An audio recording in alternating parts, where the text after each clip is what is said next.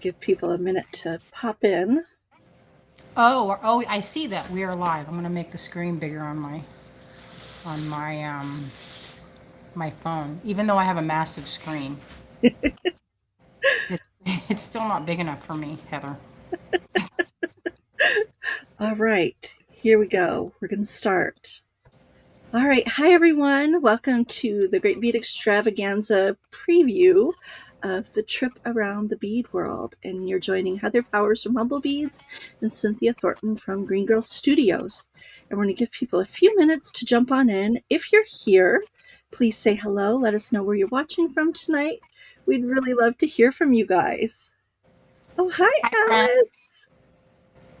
Hi, guys. So we're going to have a little bead making chat. We're going to just let you guys know what we're up to for the Great Bead Extravaganza and answer any questions that you guys may have. And we're just going to chit chat tonight. So if you guys haven't heard or you're tuning in from someplace new, we are a group of 10 jewelry makers, bead stores, artisans, and we get together every quarter to put on a free online retreat for you guys. And we have 10 presentations this weekend for you guys, all free projects, all jewelry related, and super fun and inspiring. Oh, I'm so glad to see you guys here. We have Paulette, Katney, Liz, Cynthia from Florida. We got Paulette from Massachusetts, and Kathy from Illinois. Hi, guys. So glad you guys are here. Come on in, say hello. Got your cup of tea, coffee, iced coffee. We actually have a chilly day today, so we could actually have warm tea over here. Oh, Very rare. I know. chilly in the middle of July. I know. It's very strange, but I'll take it. And we live on the lake, so usually when it's hot, it's a little bit chillier here, but perfect weather today. All right. Hi, Connie and Nancy. Okay, so this weekend, starting tomorrow, we're going to have the preview party at 8 p.m. Eastern Time. And then starting Saturday morning, we have presentations throughout the day. And then returning on Sunday, that's Cynthia and I are on Sunday. So you'll see us both on there. Hi, guys. Welcome. Say hello. Don't be shy. Share this video if you guys can. We'd love to have as many people jump on as we can. We're going to do a little giveaway at the end. I will do a little Humblebeads gift certificate for you guys who are watching. All right, so I'm going to just add this. Oop, not that one. There we go. The schedule you guys can find on the Great Bead Extravaganza Facebook page or their group, or on the Humblebeads page. We also have this posted, so you guys can print that off or do a little capture with your phone so you have the schedule for the weekend so you don't miss out on any of the fun. So Cynthia, we were talking a little bit beforehand about how we get ready for shows. Let me remove this. There we go. So I was wondering, Cynthia, when you get ready for a show or when you're making a new little mini collection of Green Girl Studio pieces, do you have a process that you go through? Well, usually I have a long list of things people have asked me for. Oh, And yes. I'll look at that list and I'll say, well, let me see. Do I want to make, like, there'll be someone that says bulldogs. And I'll be like, well, I don't think I'm going to make bulldogs today. But what's next after that? And if there's something that appeals to me, then I might make it. And then sometimes I won't use anything. But I think for the most part, I try to think of things that I need, that I've Oh, tried, like that. Like, for example, I have these Tila bracelets. You know those ones where they're like, I have one sitting over here. I was gonna, but they're like the little tiles, right? yes. I love So them. there So many isn't great really, colors. I love the colors. I Yes. love them. And I especially love them when they're like single, like a one row of tiles going across. Mhm. I love that. But what I noticed was there isn't really a clasp that's for the end to connect that just Oh, as it is. That looks like it goes for a Tila bead, bracelet or necklace. I love And that idea. um, I'm working on now making something that will work as a Tila bead. I don't think I'll have it done. I'm trying to get one. I have a little small collection that I'm working on now in wax. So I don't have it here to show you Oh, that's fine. because it's in production. Yeah. So So are these going to be like little Tila sliders that people can use as a focal on a Tila bracelet? I Or are want to make these a for the clasp. clasp? I want to make a Nice. but that's good too to make a like a pendant that goes with it. That's pretty good. I like that Yeah, story. Almost like it could be like something that showcases a Tila or something. I don't right? know. Something like that might be fun. That would be fun. Melanie said, Baba Yaga coin, please. Melanie, I don't have any bronze clay. That's been the thing for a while. People were like, so I have to do some R&D trying to figure out how to get, like, if you have a material that is no longer available, like you probably heard that uh bronze clay, like the PMC in Yes. general is Yeah. just No not, more. like, there are no more. And so there are certain, like, I make a couple of coins. I was looking around over here. Um, Let me see, I might have one over here, but I've sold a bunch of them. So the coins that I was making, I can make them in wax and cast them. Hmm. But the difference is the cast ones are a little bit, they're like that much, they're like thick, like this, because you have Oh, I to see. have where the mold can be filled. So Right. if that's the case, the polymer, like here I have this little example. So this is one of the thinnest things. This is a wax I'm working on right now. It's a focal point or focal bead pendant Yes. that I can hang something from here and then also put two, like, string it from here too. But the thickness, if you cast something, there's a minimum thickness that you can Mm, cast. And if it's too thin, what will happen is it won't fill that part of the mold. I And see. so the part about bronze clay or silver clay, any of those clays, is that you can get it nice and thin. Because sometimes thinness is what you want, especially for something like an earring, where that Yes. lightweight kind of that daintiness is Yeah, your something you. bronze coins definitely have like a delicateness to them that are really nice. Yeah, they're made the same, kind of a similar way that ancient coins, because I carve out the design. It's a little bit different Oh, process than, like, yeah, this is called a additive. Like, I don't know if I get, like, I'm adding clay or adding wax to the surface of this. so fascinating. And I have this to show. Like, this is a little ring. This is a type of wax that's called jewelers. This is a stiffer jewelers wax that comes in a tube. This is like sold in like a long tube, and you saw off how much you need, and then you go at it with files. And so this is considered a like a reductive type of wax, Yes. you know? I also, when I do molds and I carve it, I'll do carving into the molds and then press them into clay. That's my favorite way to do my personal designs.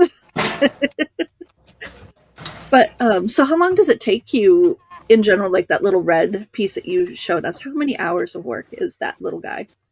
Well, I would say that the amount of work it takes is, like, it just depends on the piece. It's hard to say exactly when you have. It's just hard to say. Some pieces will take me 3 days. Some pieces will take me only a few minutes, and by a few minutes, I mean several hours. Yeah, Nothing of is less course. than a couple hours. It seems like. Do you also have time blindness where hours just fly by within seconds? Yeah, I would say that is something I deal with. Me too. start making stuff and the whole day is gone. Yeah, that happens to me. I don't know how that happens, Yes. but it's like a thing that, So what's the strangest thing someone's asked you to make? well, Heather, Heather, I just wanted to see your this, face. That was perfect. this is a family-friendly event Oh, here. yes, yes. Oh, no. The That tells me strangest thing everything I need to know. yeah, I've been asked to do some random weird things. Let me tell you Oh, right no. now. But usually those, I'm like, are you sure you want that? That doesn't sound like something. I mean, I'm like, how many do you expect I'm going to sell of that type of thing? You Right? know, like, You know what I love? I love your book. I don't know if I've ever told you that. If oh, you thank you. guys haven't seen Cynthia's book from a million years ago, now it's probably like 10 or 15 years ago, right? I don't know. 15 years now. It is filled with so many beautiful stories and like the lore behind your pieces. And sometimes I'm like really deep in thought of what I'm making and have that little journey kind of experience. And then other times I'm just, oh, that sounds cute. And I'll just whip something up. Do you go through the same process too? Well, I go through a process that I don't know. It's like my processes varies depending on the material. I think it just Oh, really yes. varies depending. I could So see that. Polymer clay is so immediate. And if I make a mistake, I can just squish it up. But if yeah, you're like, started you have with to go through the casting process and all of that, I've definitely, is it casting worthy, right? yeah, well, casting is expensive. That's the difference. Is casting Yes. like just this? You have to start with like the silicone mold, which is about $150 for a gallon Oh, kit, and that makes maybe 10 molds, maybe give or take, oh, depending on the size of the mold. If it's a really small mold, you might get one or two more, but if it's a larger mold, you'll get way less. mm, So it's pretty important to pick out things that you're going to sell more than one, hopefully. right. Is that the case of everything you make? Well, yeah, you want to make something that you think is going to sell, Yeah. because if otherwise it's like, oh, I just went through the process of making this mold. And, but you know what? I say that, but there have been plenty of times that I've made things that I forgot that I made the mold of it. And then I Oh, run across it later and I'm like, what is this? What? I don't remember making this.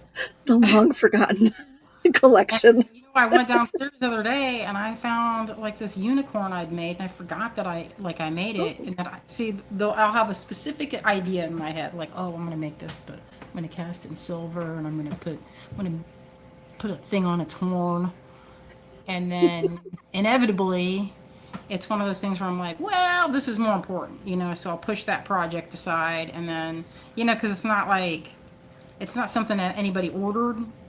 yeah. So orders get precedence every time. So if Yes. someone orders something, I'm going to put that above like my fun time or like Right. R&D. There's plenty of R&D that I do, plenty. It's just not all of it makes it to the table, I guess. Right. Yes. You I've want to been see this frog I made? And that's pretty cool. definitely. Cute. Look at this. It's so cute. This is I made this originally for Is a he in game. metal and painted? Yeah, it's bronze. Yeah, I could have made this in pewter, but why not make it in bronze and make it more Why not? add to that labor. So it Yeah. has like a kind of a satiny sheen. Here's another one. I painted a bunch of different colors. All the red ones sold during the big crafty. Isn't that cute? Oh, They're yeah. Oh, they're a so little bit cute. golden, and one of them is a little bit more green. Oh, are they, are they a bead or are they a little sculpture? It's a sculpture. It doesn't have a hole in it. It's I very love it. confusing for some. People are like, well, what do you do with it? And I was like, I made it as a game piece. So You admire it. Oh, it's a game piece. it's a game piece. Here's a bunch of them. Oh, A little bowl of love frogs. it. And That's it just goes love. with, see, in my spare time, I'm like, this is one of the game pieces. So, Oh, gotcha. Is this like a Dungeons and Dragons type game? no, it'll be a regular board game. Regular board games. Just a Love regular it. board game. You know, you'd think I'd be really into D&D because everybody like that I run I have around with is never like, you tried should it. totally play great D&D. And I I was trying to play it, but it was like not enough is happening for me right now. Yeah, I was just gonna say I don't have enough attention span Yeah, I was for like, games that take hours. and I think of myself as a very patient person. And so I was I'm like, patient as long as I can move my hands and make something. exactly. I'm just staring into the void, what waiting for my turn. When is it time to roll the dice? You know, I'm like, it's taking too long. Oh. And Now, so will you have some of the frogs available this weekend? maybe. You know Okay, what? I have a big pile of things that I made that nice. I did not put out for the latest craft show that I did. And so what I'm going to do is I'm going to gather up a bunch of my stuff that didn't make it because it didn't get finished. You know how I don't know if this happens to you, but I I know exactly what you're gonna say. so many things. I mean, I have necklaces over here that I've been like working on for, with the intention that this is going to be, I'm going to have this for the show, but then it might be 3 shows before it's ever done, Right? You Yeah. never know. So it's all in the hope that it will make it to the show, you know? Yes. So, what was your big seller at your last show that you just did? If you guys don't know, Cynthia just did her biggest craft show of the year. She does every year, and tell us, tell us how. It's called the What Big what Craft was in your Asheville. big thing?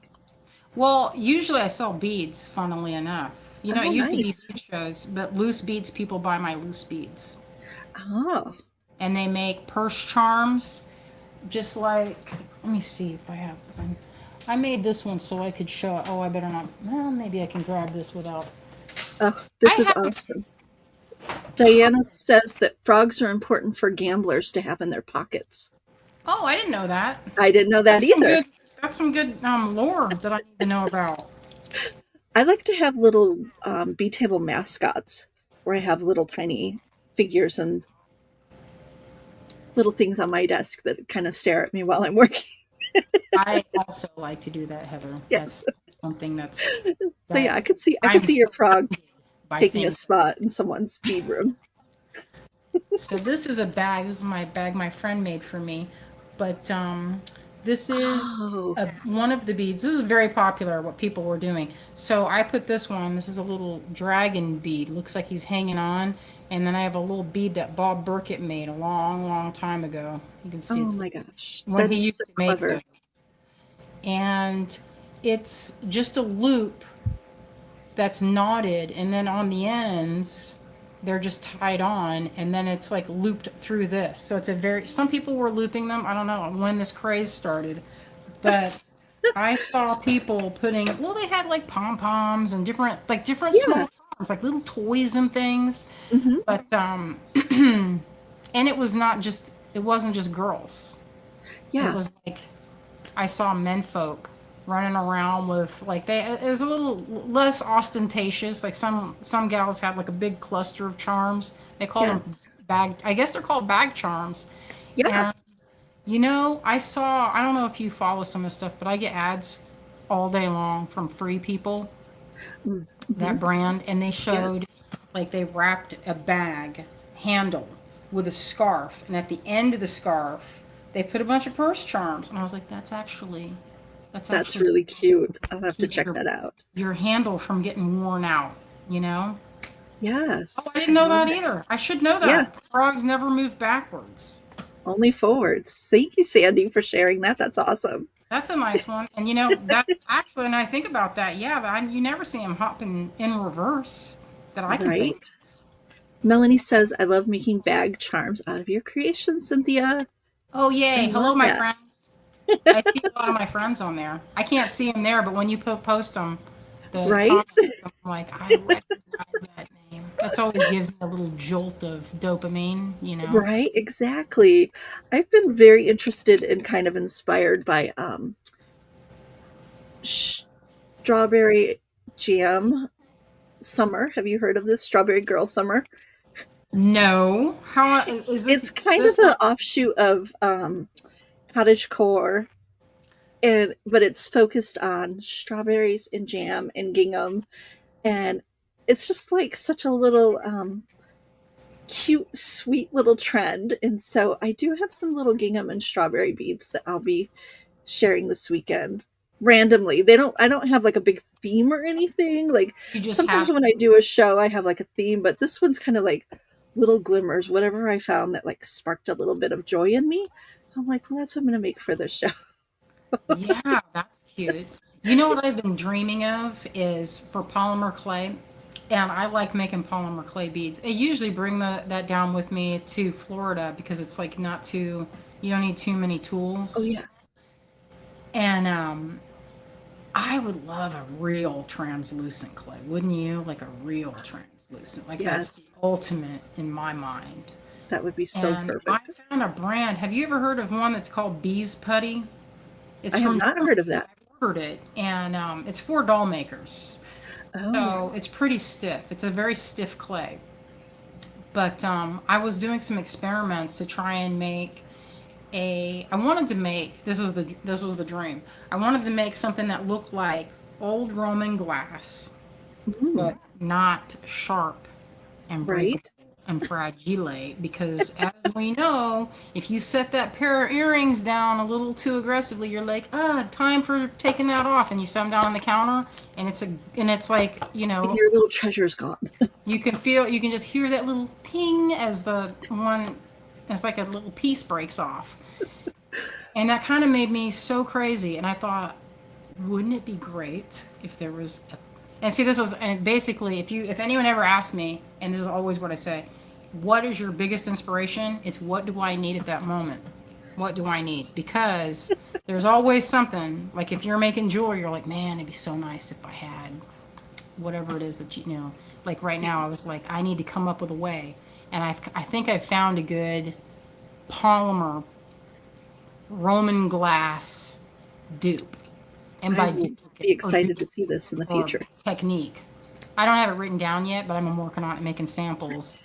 And the samples, I mean, I had this bracelet, and one of them was rattling around on this bracelet probably for 5 years. And I'm like, okay, I think by now I have proven to myself, at least, that this is pretty durable. Definitely.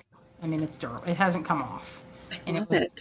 it's, yeah, I think it'll be good. But And that'll be isn't something that, I'll make go ahead. for, we'll do it during a live or something, or we can get on a like a FaceTime, and we can craft together secretly Oh, that'd be for the so hours. perfect. Isn't that the magic of being a bead maker? Like, you just dream up something that you need, and you're like, well, I don't have to go find it. I'm going to make it. Well, So many things that I've wanted have come about that way. as I end up scrolling and searching for hours looking for what isn't there. Right? Just to make sure that I'm not overlooking it, like there's got to be something, and I'll spend hours looking because that's the first thing. It's like, let's just check and see what Google has to say. Is there somebody that's already doing this? Because if that's the case, I'm not going to bother, with my rendition, So I think you could bother. a lot of times I do bother. A lot of times I do, and a lot of times, Because you no matter if there were 100 different little flowers made, a flower made by you would still be just as spectacular or oh, even more spectacular. Yes. thank There's, you, but only if I could make it somehow cute and with a face. right? I love that. So I'm going to get the giveaway started over here. So, Cynthia, why don't you tell us what time you're going to be on Sunday? Sunday, unless it has changed from the last time, which I don't think it's changed at all, it's 2:30 Eastern time. I don't remember the other days or other times. Right. I I think did it. have it written down, but I've since misplaced that book. It's not on my desk here now. So, Right. Okay. So, hashtag beads, guys. That's going to get you entered for a $30 gift certificate to Humblebeads. So, give you guys a few minutes to jump in and enter, and then we'll do a random drawing for the name with the giveaway tool here. So, hashtag beads. And if you guys are joining in late or you didn't know, Cynthia and I, we are bead makers. That's our main business, is where we make the beads, the artisan beads ourselves. And so art beads are made in small productions that are the brainchild of one artist. And so even though Cynthia may have a little team that helps her make things, each of her originals are designed and created by her. And I also have an extra pair of hands that helps in my studio too, which he's married to me. He doesn't have a choice, but Yeah, guess what? That's here too. Heather, that's the it's called the family business. exactly. Yes. And so I'm when you lucky to have when you that. go to Cynthia's website, you'll find most of her beads are in pewter, and then she also has some special ones that are sterling silver or other metals. And so they are amazing, magical. If you don't have a Green Girl Studio collection, you need to start right away Oh, or add to it this weekend. And then my beads are polymer clay, and I do um, a few different techniques. My favorite one is canes, where I take little tiny um, designs and put them onto things. And so here I've shaped a little bird, and that's what I'm kind of famous for, are my birds. And that's what my project this weekend is going to be, a bird, because we can never have too many birds. I think of your beads as being very painterly. Yes, you can Like have they a have whole a look flock. that looks like they're painted, and they have like a really beautiful, like your palette colors are very I was nuanced. just going to say, do you know what my favorite part about bead making is? Color. I was about to say, I think it's probably, if I were to guess, I would say Playing color. with color. That's my favorite thing in the whole world. When I was in art school, I took a really extensive color class, and I always felt like that was the best money I ever spent in Hmm. art school. And yeah, playing with color is my favorite part of the process, whether it's making jewelry or beads. It all translates into the basic principles of color. And my first love, definitely. I would say, I would think, you know what? I would say I could probably feel that, or I would say like botanical Oh, inspiration. yes. Like I can Yes, definitely. feel your love of natural organic shapes Hmm. in your Totally. beads. Yeah, I have Yes. several of your bead sets that have really beautiful. And I would agree with you about the color concept. I did not do well in color concept in college. I almost had to redo it, and I Oh, really no. struggled with it because I learned the Munsell color system. I don't know Oh, yeah. what you learned, but Yes. it seemed to me really counterintuitive. I did not Oh, understand for a long time. It really baffled my brains to, you know, understand color. And I don't think until after I started to have a garden when I was oh, in my 30s did I finally get it. Because then I could see, I was like, wait a minute, there it is. bush is red, the leaves are like that. I was like, it's a perfect complementary. I was just like, Yes. it Nature's makes really sense. good at that. Yeah, you think because this guy comes up with it, you're like, okay, Joseph Munsell came up with this. It's like this magic theory. But what you don't realize is like a 20 something or eight, however old you are, is that this actually, he's just writing down or documenting what is already around us. Yes. He's just giving us a vocabulary to use for what we all already see and know. Yeah, and I didn't get that until and now I use like simple things as far as my color theory. I'm like, if they're all sitting together at the table, like right next to each other, they'll probably work out. Yeah. you know. Or if there's like one guy on the other side of the table, I always think of it as like a dining table, Oh, there you go. color wheel, and then there's going to be the one odd man out, and that's like the fun part of your party. I They're love sitting on that. the other side, or they're sitting all together. You got your friends, three in a Life row. of the party. Yeah, so they're like besties, and then the other person at the end provides some I spice. love that. You know where I find most of my color inspiration is from art history. That's my favorite place to go hunting for color. Oh, Because, that's boy, sweet. those painters, they knew what they were doing. Yeah, they did, and they didn't. That was like before the color systems.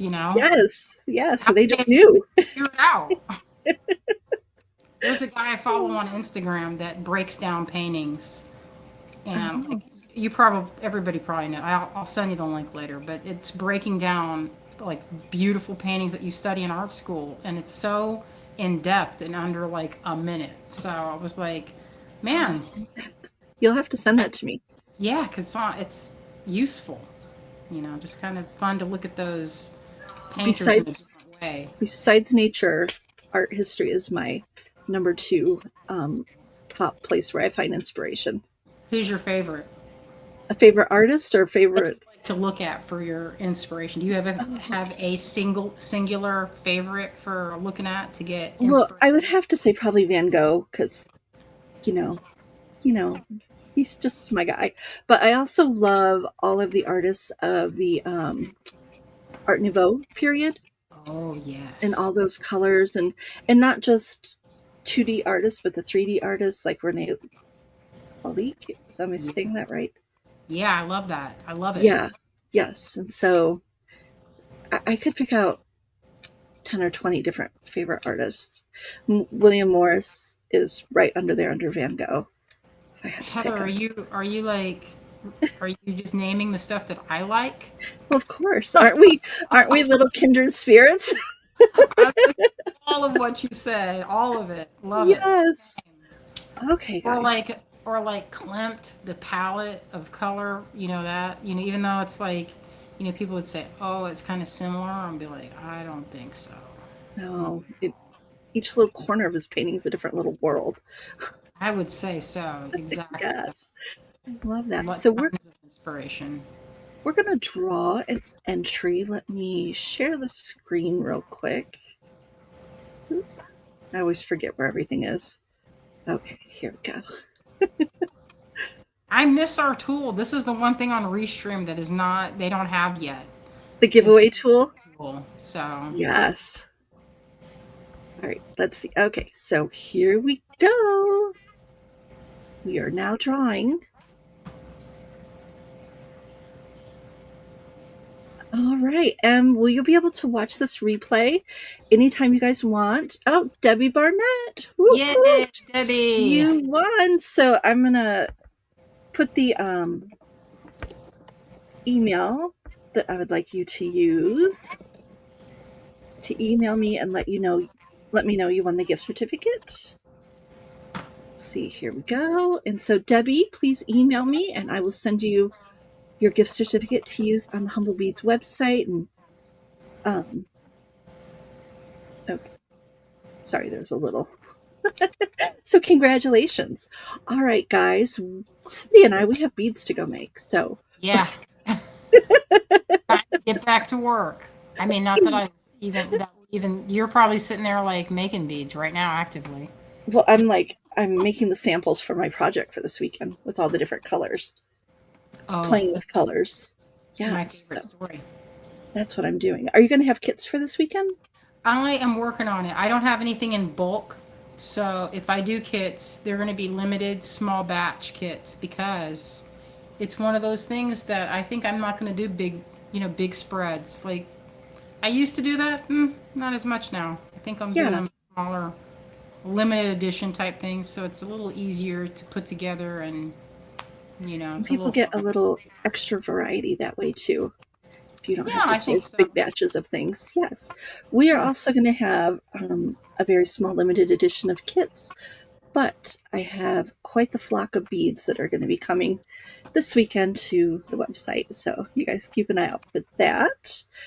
All right. So we're going to see you guys tomorrow, 8 p.m. for the Great Bead Extravaganza preview, where you'll get to see a preview of what everyone's making for the weekend and also what our giveaways and specials for the weekend will be.